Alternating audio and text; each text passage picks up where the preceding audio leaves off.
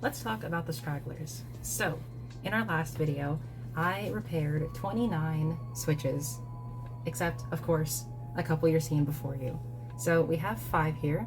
If you remember from the video, we actually had, I believe it was 3 that we couldn't fix. I have since sold quite a few of them, but I've gotten 2 more back as returns. So we're gonna do a bit of testing on these now, these other ones, and see what they're talking about.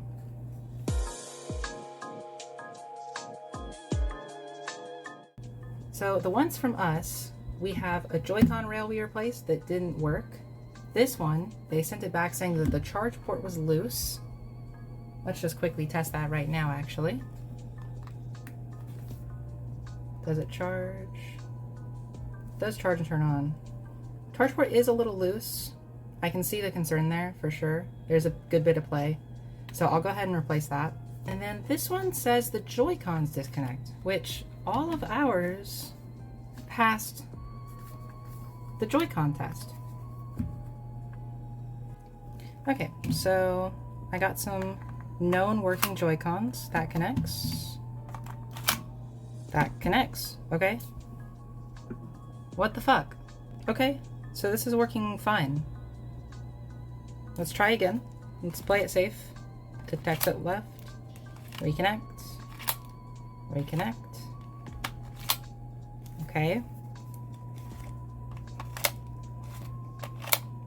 Yeah, this is working fine. Okay. So that guy just had some shitty joysticks. Or Joy-Cons, I mean. That's sick. So that's one down already that I can just relist. That's so weird, though. Anyways, let's move on to the charger one then. Okay, so I've got the board taken out and we're just under the microscope now. Like always, I'm going at 450 Celsius, 80% airspeed. We're just gonna get this off.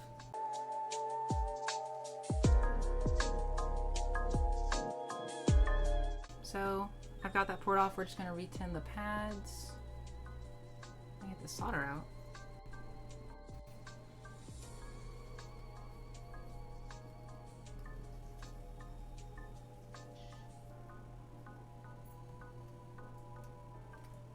Might as well add leaded solder to the post holes as well, while I can, since I didn't extract them this time around.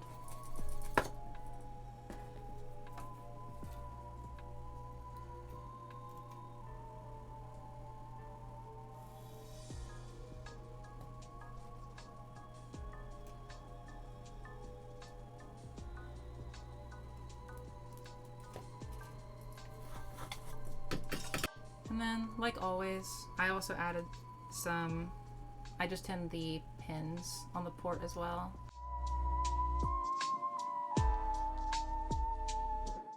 And for putting up the port on, I'm doing slightly lower airspeed. I'm going to do 60% airspeed. I'm just doing that because these ports are 90% plastic, so it melts really quickly.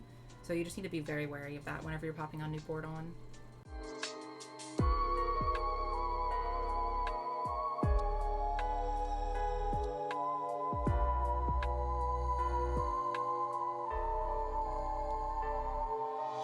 It is like a little bit crooked, but hopefully we got all the pins on the first try.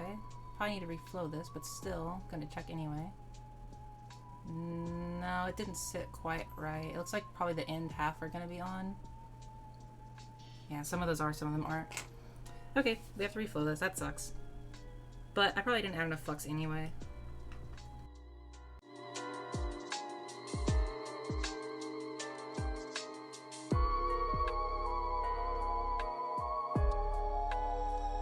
Okay, one more time.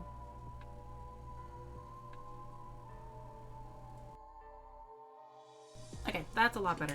Now while the board is still hot, I'm still out of Q-tips, so we're going to just clean this with a brush and do the best we can.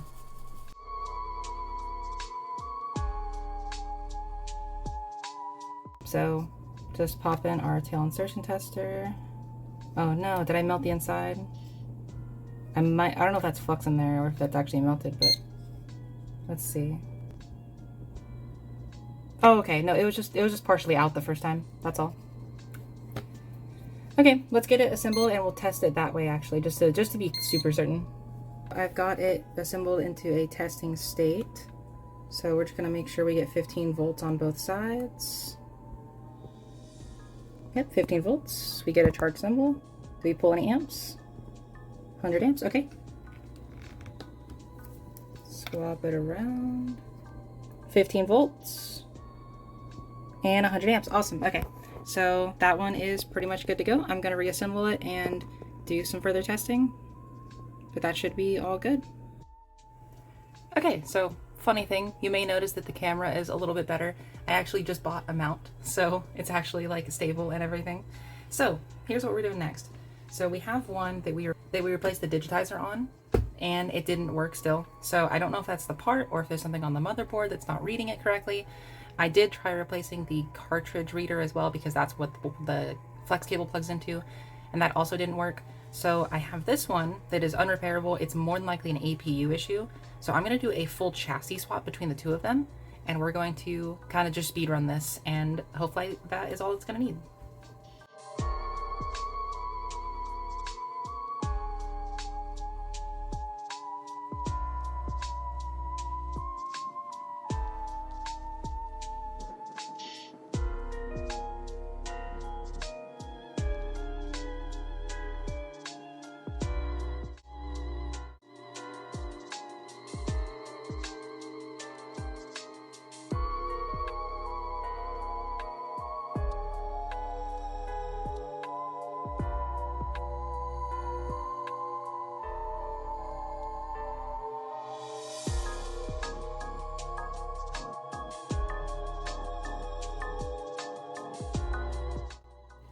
Okay, so we've got it on and booted, and unfortunately, still nothing with a full chassis replacement, no touch at all. So definitely going to be looking at a motherboard issue. So let's take this apart, we'll get it under the scope, and we'll just go from there. Okay, so we're at the panout for the digitizer. So I did notice that there was a little bit of kind of grime here at these pins, so I'm just gonna go through real quick and just check that all the pins are actually down.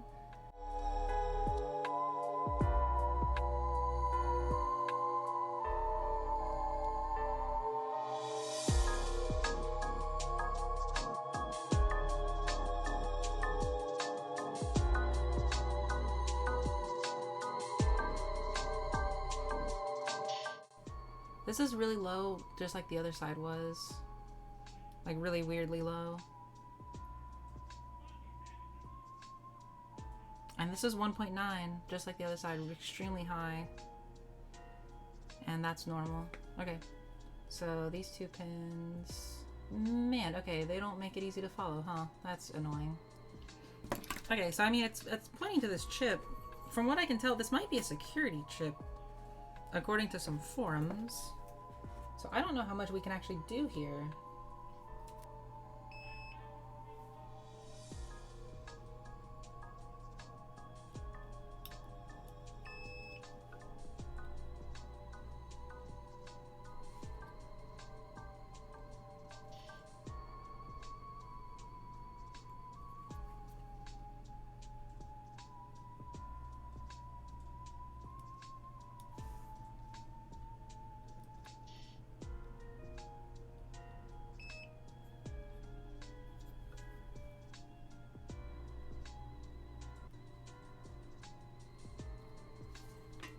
I'm gonna check on a donor board what that looks like.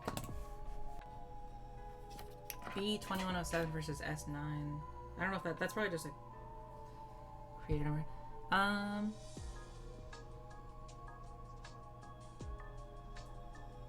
don't know if these are interchangeable though.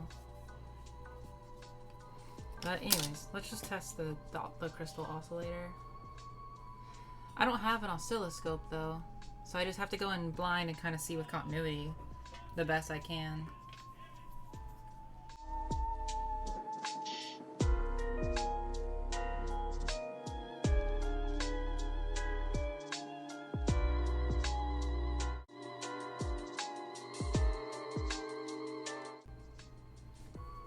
Okay, that looks the same. Let's see. So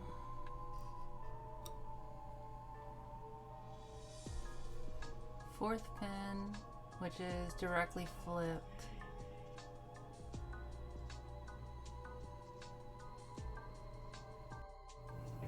Okay, so I think I figured out the issue. So touch is working now, as you can see, and I've actually got a cartridge in it, so the cartridge reader is working. So it actually looks like it was one of these. So what I think happened is, I think the ones that I swapped in, I think they're from a different revision, is my best guess, based on what so I was going to go ahead with that chip replacement, even though, I mean, I saw online in a couple of forums, it seemed like that is a security chip, like that doesn't seem to be interchangeable, but I was going to give it a shot anyway, because I have like 4 donor boards I can take them from. But one last shot, I decided to, you know, just go through, try one by one every single one of these that I've got, which I had 4. And none of them worked except for one of them. And I'm pretty sure all the other ones are good. So I think it is literally just a revision issue, that this is only compatible with a specific revision, because now it's working totally fine. So that's one down. I'm pretty happy about that. I was beginning to think this was going to be a no fix, especially with that chip being like locked to it or married to the board, assuming that that was, well, the information that I found online was correct. But that's another one down, so let's move on to the next one we got. Okay, so this one, apparently last time whenever we worked on this, the right Joy-Con wouldn't work even after replacing it. I actually don't remember resetting this, so we'll just go ahead and test this. I will say I have a different pair of Joy-Cons to test with. This is part of a lot that is going to be in an upcoming video, but I know these two work. So left is working, right one.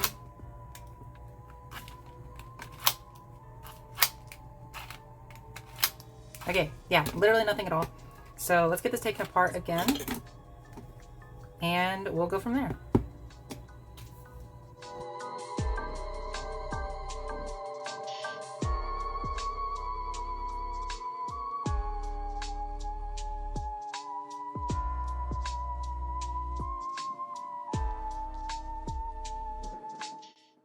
Okay, so I must have missed this on the first install, but I think I accidentally clamped this onto the cable. So I think it actually, like, it folded the cable really tightly, so that could have severed some traces there. So I think that's probably what actually happened and why it wasn't working. So let's get that off and get it swapped with a new one. And I think honestly this is gonna work this time, as long as I avoid doing the same mistake. I really think that was it. So I don't have any new to use, so I'm going to use salvage one off of that last frame that we did.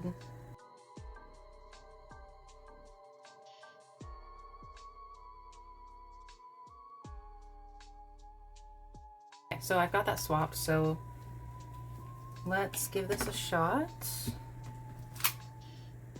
Oh, really? Will, still nothing?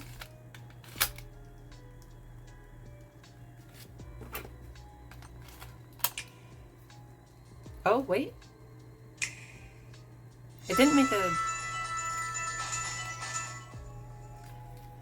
an effect or sound, but okay, but it is connected. Let's try it again now, maybe.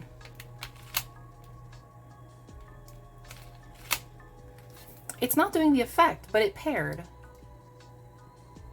Does it still do the effect on this one? It does. So I tested it with this one, it connects, it charges it, it stays connected whenever you take it out. So I think this one is all set and good to go. So it literally was just that the one we put in was damaged, the cable was damaged. So that's one more down, and we got one more to go. So this is the last one we have. This one is already taken apart. I have no idea what is wrong with this one, but I set it aside for another video for some reason. Oh, it's about to die, but...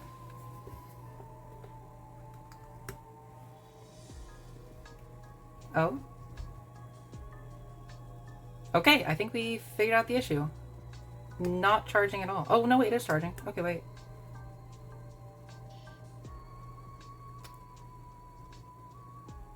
Okay, it's got a wiggly charge port. Okay, so it's a charge port replacement, it looks like. So let's go ahead and get that started then. We'll move under the microscope, and let's do this. Okay, so we've got that new port installed. So just going to give it a test with our amp reader. It should pull 15 volts on both sides. Yes, okay, that's normal.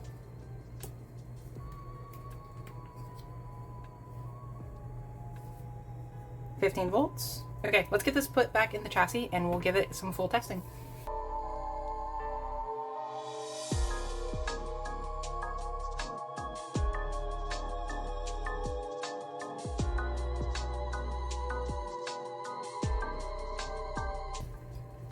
Okay, yeah, so I just quickly tested it. I have actually just cut the LCD cable.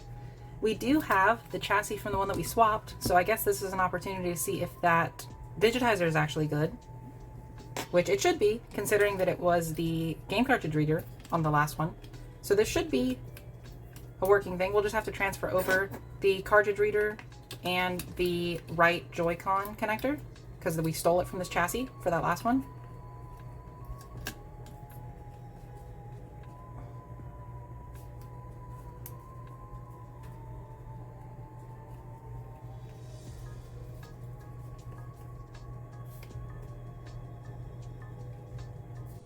Okay, it looks like I've actually cut a trace.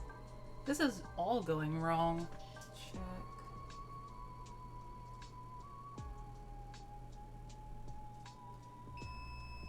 Okay, no, the trace isn't cut actually. So it's just the connector probably.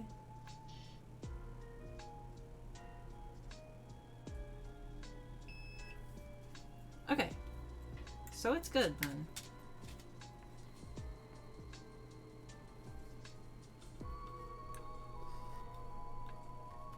I believe one of these top pins I think came out.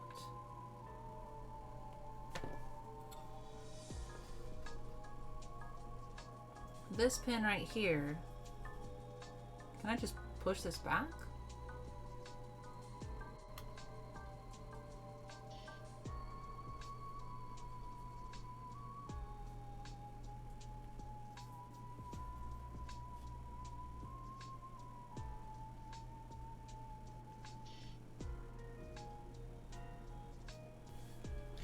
Okay, yeah, so pushing the pin back actually did seem to work. So I'm going to fully assemble this, and hopefully that's literally all we need to do. Okay, so it is charging. I'm just going to leave that charging up for a minute, and we will hopefully be able to do full testing. And hopefully that's all it's going to be. I'm a little worried, obviously, because this was kind of an unknown. I don't know what the original issue, if it was the charge port for sure, because I'm not sure why I would have set this aside in the previous video if it was just a charge port replacement. So we'll see. Okay, so it charges on both sides, screen works, touch works. Let's test some Joy-Cons on it. Just make sure that the charge port was the actual, like, original issue. Oh. Let's try the other one.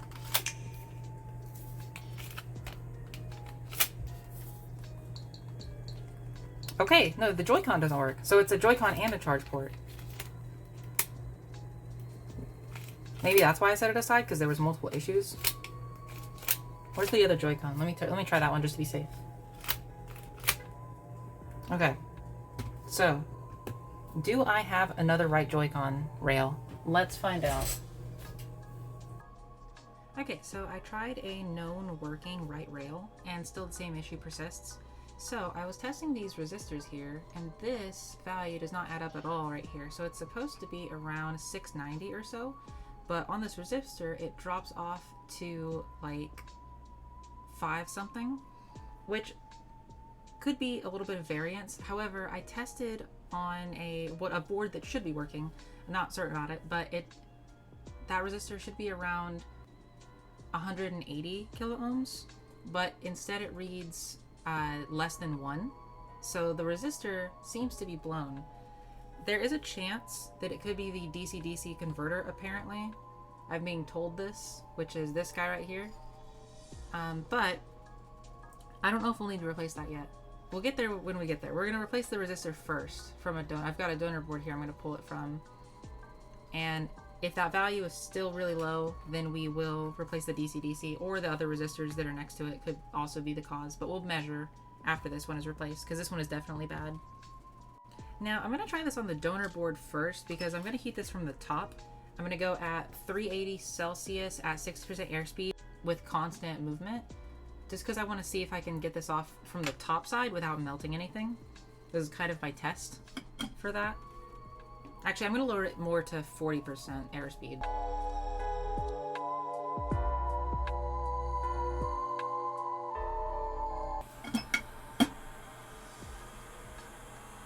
Okay.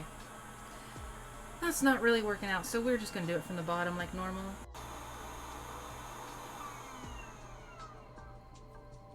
Okay, so I'm just gonna line this up because this is really small. It's really hard to do this without a microscope.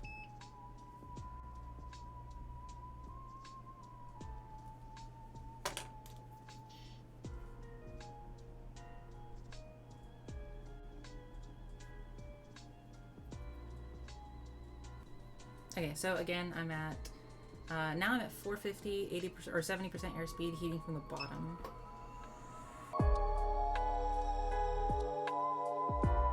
Now I'm going to measure in diode mode really quick, and it should be slightly slower slightly lower because the board is still hot, but they should be around 680 now. Whoops.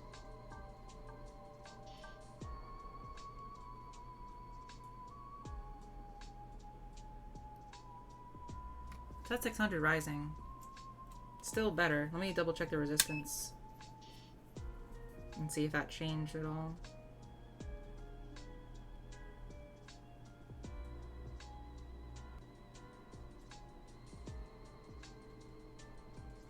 Nope, 181 ohms.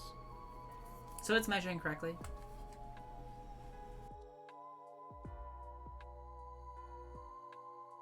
Okay, let's get this assembled and we'll start testing. Hopefully that's it. Okay, so whenever I was trying to readjust the pin like I did last time, when I was reassembling it, the pin just actually fully snapped off. So I unfortunately have to replace this FPC connector as well. So heating from the bottom, 450, 70% airspeed.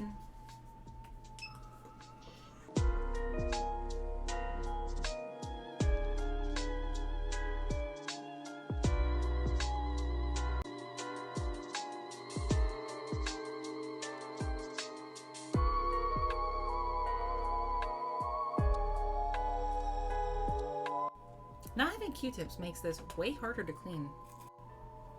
And let's get the donor aboard. Let's get that one off.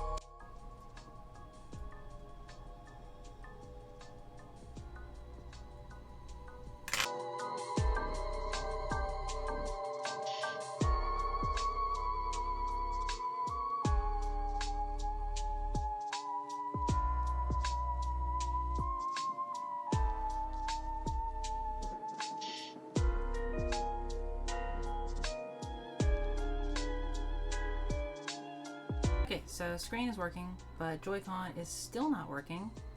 So that points to one of these guys back here. So I'm going to test a couple points and compare them to this donor board, although it sucks this is a different revision, so it has a slightly different layout. Let me see if I can find this online actually. So this should be 100K, it's 85K. And this should be 22.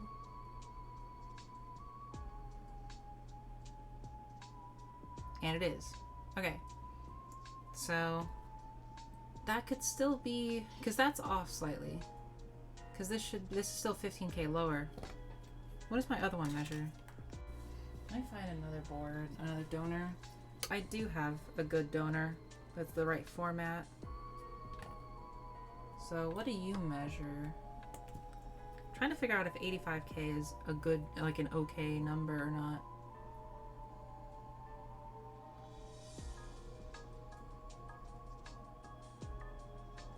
Yeah, this is 86K.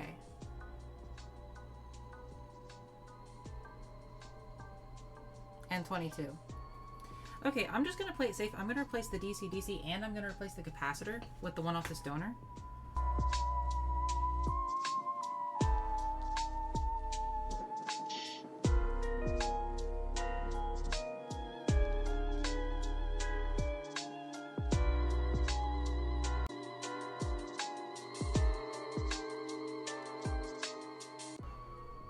This part actually blew off whenever I was transferring that. Luckily, I was able to get it and put it back on. It only melted a little bit.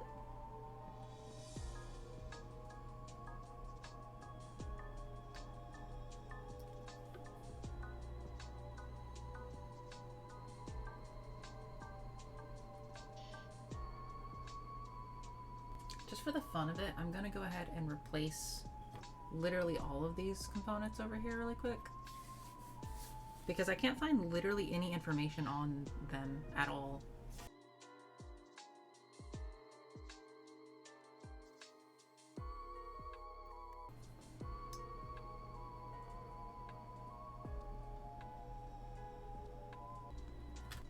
I get 2 ohms on that guy. Wait a minute.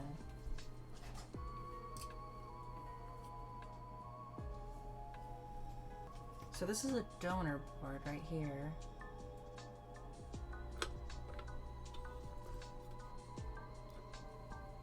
So what are these supposed to be right here?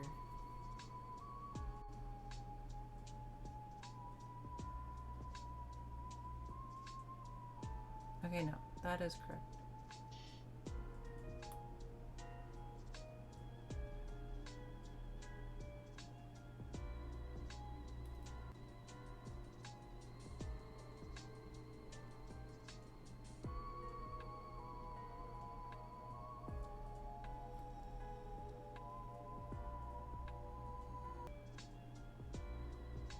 Why is this reading 0L? Wait, what? On the capacitance test? How does that make sense?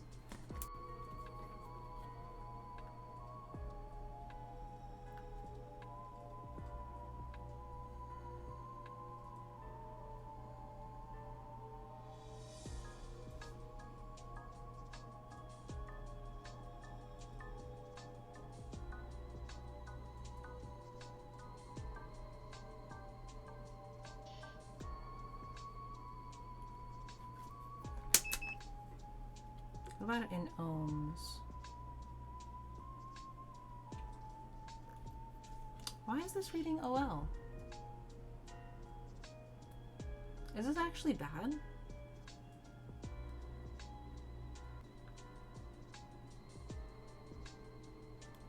Let me switch leads.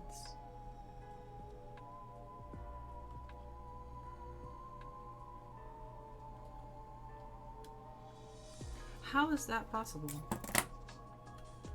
Okay, I'm gonna replace that capacitor. I don't know if it's actually bad, but it's not, like, those readings don't make sense. Compared to the other models I have, it's like not even remotely similar. And that's kind of the last thing I got, to be honest with you.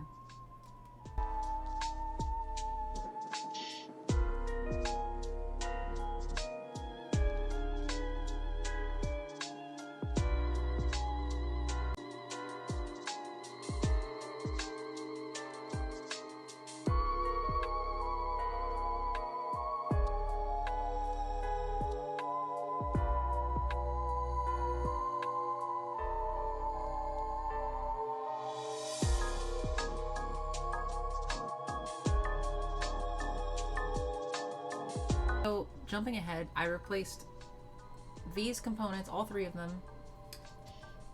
I replaced this, literally everything right here, pictured. And we're still getting nothing at all. I don't know if this chip is connected to this here. I don't want to just keep replacing random shit, so I'm going to go ahead and just mark this one as a loss, just because I can't keep on working on this forever. I might come back to it in a future video. I do have some more switches to work on for the massive lot that we have coming up. For now, I'm going to mark this one a loss, unfortunately, after we put so much time and effort into it. But sometimes just kind of how it goes on these. So So to end the video off, let's just go over our numbers for now. This was still an estimate. Our theoretical max, we're looking at 593 because I did put those two as a loss. I put in some temporary numbers. These are estimated values for the last 7. So we sold 20, marked off 2 as losses. And this one was the real painful one. We actually lost this one at auction. I believe it was $56 a piece. So we actually made a loss of $2 on that one. But all in all, with those temporary values, we're looking at 593. So yeah, pretty decent numbers, all things considered. So thank you very much for watching. If you can like, subscribe, and comment, I would really appreciate it. Thank you so much.